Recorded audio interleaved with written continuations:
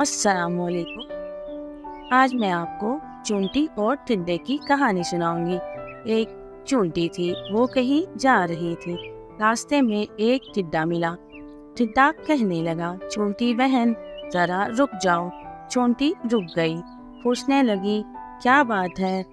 टिड्डे ने कहा, मीठी मीठी हवा चल रही है, आओ बाग में खेलें। चूंटी ने कहा, मैं कैसे खेलूं? मुझे दाने इकट्ठे करने हैं। जब बरसात आएगी तो छोटी छोटी चूंटियां क्या खाएंगी? मुझे घर भी ठीक करना है, बरसात के पानी से घर टूट सकता है। टिड्डे ने कहा, हम तो खेलते हैं जी। एक दिन बादल आ गए, बारिश होने लगी।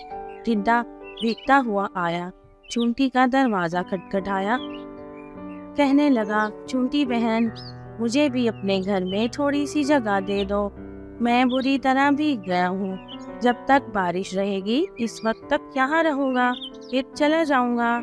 चूंटी बोली, भाई टिड्डे, तुमने सारा साल काम नहीं किया, तुमने अपना घर नहीं बनाया, मुश्किल वक्त के लिए कुछ अनाज भी जमा नहीं किया। जाओ, मैं तुम्हारी मदद नहीं कर सकती। जो सुस्ती करे इसकी सज़ा यही है। टिड्डा गिड़गिड़ाया, चूंटी बहन इस बार माफ़ कर दो, आगे से मेहनत किया करूँगा। चूंटी ने टिड्डे को चावल के कुछ दाने दिए। कहने लगी, लो खा लो, लेकिन मेरे घर में तुम्हारे लिए कोई जगह नहीं। टिड्डा रोती शक्ल लिए हुए चला गया। अगर आपको मेरी वीडियो पसंद आई है तो मेरे चैनल को लाइक और सब्सक्राइब ज़रूर कीजिएगा। अल्लाह हाफिज़।